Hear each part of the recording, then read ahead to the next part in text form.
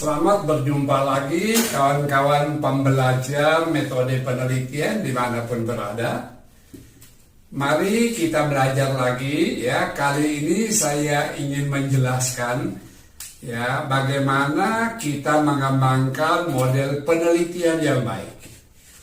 Karena itu mari kita mulai dari bagian yang pertama adalah prinsip-prinsip yang paling dasar yang harus kita penuhi dengan contoh tentu saja bagaimana sebuah model penelitian dikembangkan. Semoga berguna dan mari silakan mengikuti modul-modul online saya. Hari ini saya ingin menjelaskan beberapa pengantar dasar mengenai bagaimana mengembangkan model. Kalau kita mengembangkan model penelitian, ada beberapa langkah yang harus kita lakukan dengan berhati-hati, yaitu yang pertama adalah tentukan research gap apa yang menjadi dasar penelitian kita. Jadi dengan sebuah research gap, kita mendapatkan dua variabel modal kita untuk mengembangkan research, yaitu dua variabel yang menjadi masalah. Misalnya ya, kapabilitas inovasi, pengaruhnya pada kinerja pemasaran masih bersifat inkonsistensi atau masih tidak jelas, masih banyak kontroversi. Jadi itu langkah pertama yang kita ambil sebagai dasar mengembangkan model kita. Jadi dengan modal dua variabel itu, kita lalu merencanakan solusinya. Itu langkah yang pertama. Langkah yang kedua adalah setelah kita memiliki research gap yang kita sukai atau yang kita anggap cocok atau yang kita sebut sebagai sebuah hot topics, maka kita mulai memikirkan apa saja variabel independen yang akan kita masukkan dalam model kita. Lalu yang kedua adalah apa saja variabel-variabel mediasi yang akan kita gambarkan sebagai sebuah proses untuk mengelola variabel independen atau input agar menjadi output di variabel dependen kita. Jadi untuk mengelola proses ada pilihan banyak. Satu, memilih variabel-variabel mediasi. Tetapi mungkin juga kita akan memilih variabel-variabel moderasi. Ya, tergantung kesukaan kita sebagai peneliti. Ya, mungkin kita akan lengkapkan juga dengan variabel-variabel kontrol. Jadi dengan tiga macam variabel tadi, setelah kita memiliki independen dan dependen sebagai variabel modal dalam penelitian kita, yaitu di mana sumber research gap, kita boleh memasukkan ragam variabel, sekali lagi menambah variabel independen kah, memasukkan variabel mediasi kah, atau memasukkan variabel-variabel moderasi kah, atau juga apakah akan memasukkan variabel-variabel kontrol ke dalam model kita. Nah, pada modul kali ini saya ingin menjelaskan satu pilihan, yaitu menggunakan variabel mediasi. Bagaimana kita menggunakan variabel mediasi?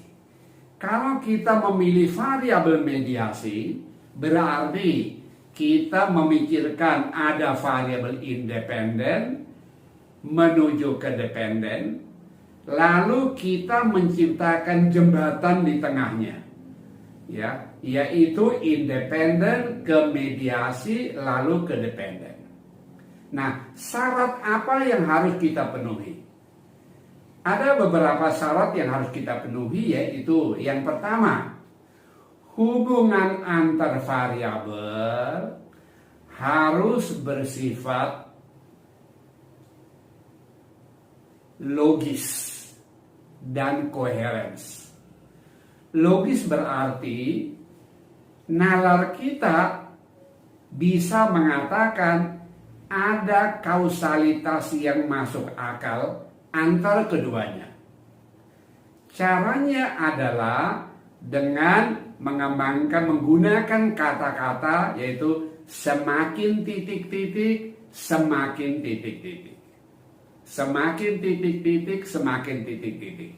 Ingat, semakin tentu tidak bisa diikuti oleh noun, kata benda, kata kerja, tapi dia oleh sebuah kata sifat.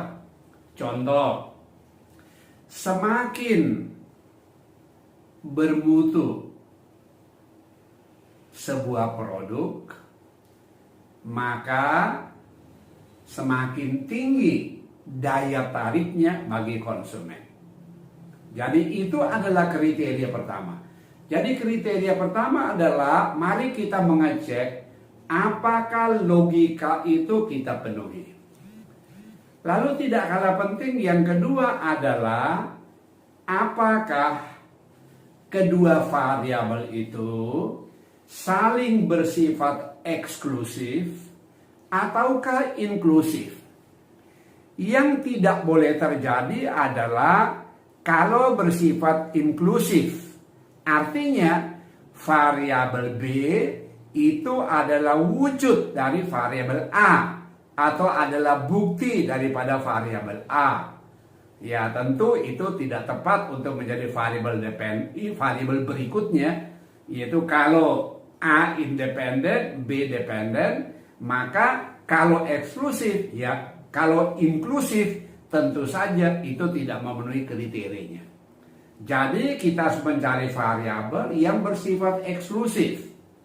Seperti contoh misalnya kita mengatakan, ya, kemampuan inovasi akan meningkatkan keinovatifan produk. Kelihatannya ini benar, tetapi sesungguhnya itu inklusif. Mengapa? Karena kemampuan inovasi, bagaimana kita buktikan keberadaannya? Ya tentu kalau ada barang yang inovatif, berarti otomatis terjadi. Bila ada kemampuan inovasi, maka buktinya adalah produknya inovatif. Tapi bila kemampuan inovasinya rendah, wujud buktinya adalah apa? Ya barang yang dihasilkan ya tidak ada yang inovatif, barangnya ya biasa-biasa saja. Nah, oleh karena itu, ini berarti memiliki sifat inklusif. Ya tentu tidaklah terlalu baik untuk kita masukkan dalam model kita. Yang kita pilih adalah yang eksklusif. Misalnya kita mengatakan ini, kapabilitas inovasi akan berdampak pada kemampuan kita untuk membangun keunggulan posisional dari produk-produk kita. Ya, atau dalam bahasa sederhana kita bilang, ya, innovation capability atau kemampuan inovasi berpengaruh pada keunggulan posisional dari perusahaan kita. Jadi keunggulan posisional bisa ditingkatkan kalau kita ada apa? Ada kemampuan inovasi. Nah, keunggulan posisional yang baik ini akan berdampak pada kinerja pemasaran. Sungguh itu bersifat eksklusif.